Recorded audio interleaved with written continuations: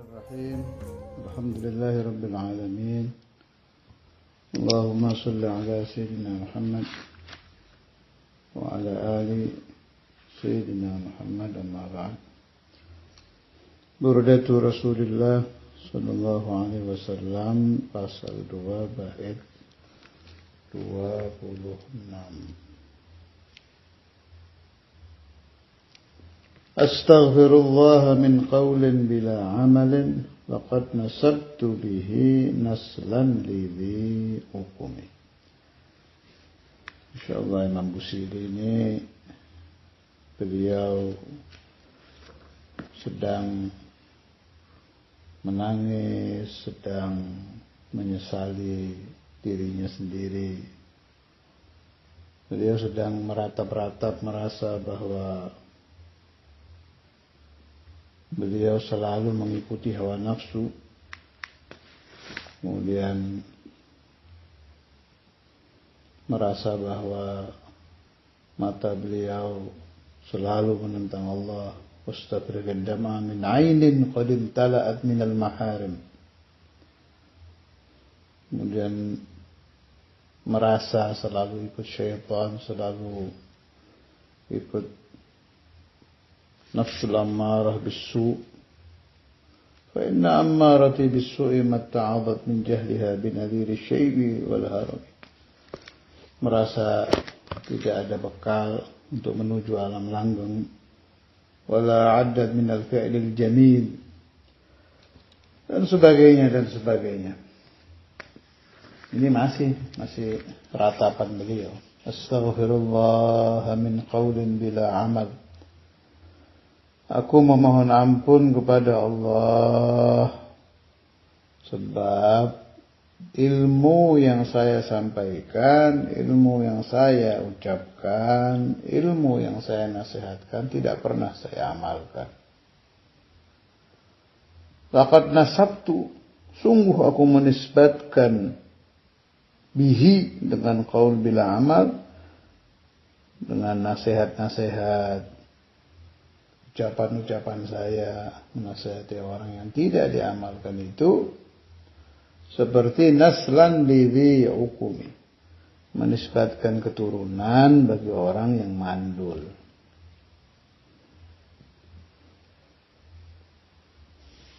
Harusnya orang mandul itu tidak memiliki keturunan. Orang mandul harusnya tidak punya anak.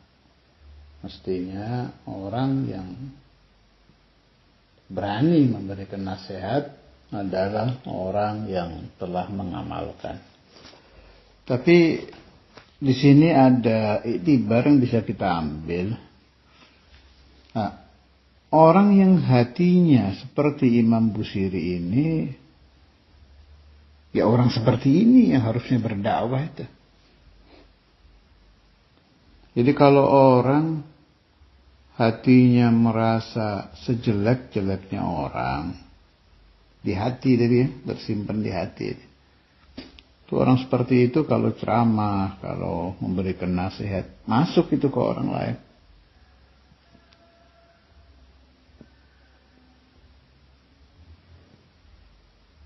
Sebaliknya, orang yang merasa bersih, merasa baik, kalau dia memberikan nasihat gak bakal masuk. Karena itu bisa dibuktikan orang yang membaca burdah dari Imam Busiri itu nyambung ke hati. Apa rahasianya? Ini tangisan beliau ini. Sebab beliau merasa orang yang tidak mengamalkan ilmu, merasa orang yang mengikuti hawa nafsu, merasa orang yang mengikuti ladzatud dunia, merasa matanya penuh maksiat. Tangisan terus. Jadi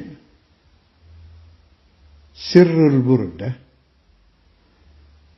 rahasianya burdah, ala mamarrid duhur, sepanjang masa dibaca oleh siapapun dalam waktu kapanpun selalu mujarrab, yusaffil qulub, membersihkan hati orang yang membacanya, ternyata karena qalbu muallifihi saffin, bersih hatinya. Allah. Ingat kan ceritanya siapa itu? Sayyidi Syekh kalau nggak salah itu. Sayyidi Syekh Abdul Qadir Jilani atau satu sufi yang lain. Tapi sepanjang ingatan saya itu Sayyidi Syekh itu. Yang beliau setiap memberikan nasihat, semua yang mendengar menangis menjerit-jerit. Akhirnya anak beliau yang belajar di tempat lain, belajar diperbaiki nahunya, sorofnya, keindahan balaghahnya, sampai alim betul tata bahasanya. Kemudian memohon izin kepada ayahnya untuk mengajar. Murid-murid yang biasa mendengarkan nasihat ayahnya, nasihat abahnya, nasihat Syekh Abdul Qadir, begitu ini si anak yang baru selesai mondok ini memberi nasihat, gak kuat, jerit-jerit, bukan jerit-jerit nangis, jerit-jerit minta supaya anaknya ini berhenti ngajar, berhenti ceramah. Sampai istaghithuna bi Syekh Abdul Qadir Al-Jilani, sampai istighatsah tawassul kepada Syekh Abdul Qadir supaya ini berhenti. Gak kuat dengerin ceramah yang diindah-indah gitu, tapi hatinya belum bersih. Nah, akhirnya si anak tadi dipanggil oleh ayahnya. Saya kan sudah ngomong, rahasianya itu bukan di tahsinul alfaz, membagus-baguskan kata-kata, memperindah kata-kata, bukan, tapi di hati. Hati yang merasa paling kotor, hati yang merasa paling buruk, hati yang sempurna tawadhu'nya, itu kalau mengajar akan sampai ke hati-hati orang yang mendengar. Meskipun akhirnya anaknya Sayyidi Syekh juga jadi wali besar ya, itu kan jangan kita suudzon kepada putra-putra wali-wali zaman dulu, enggak.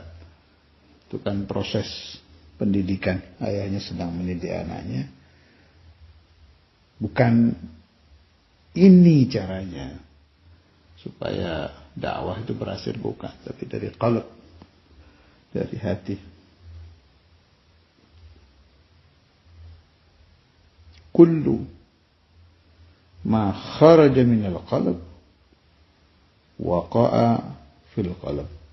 Ucapan berasal dari hati akan masuk ke dalam hati. Wa kullu ma kharaja minal lisan kana hadduhul adzan. Ucapan yang keluar dari lisan tanpa hati hanya akan membekas di telinga pendengarnya. Jangan harap bisa masuk ke dalam sanubari. Sallallahu alaihi wasallam Muhammad wa ala alihi wa sahbihi wasallam.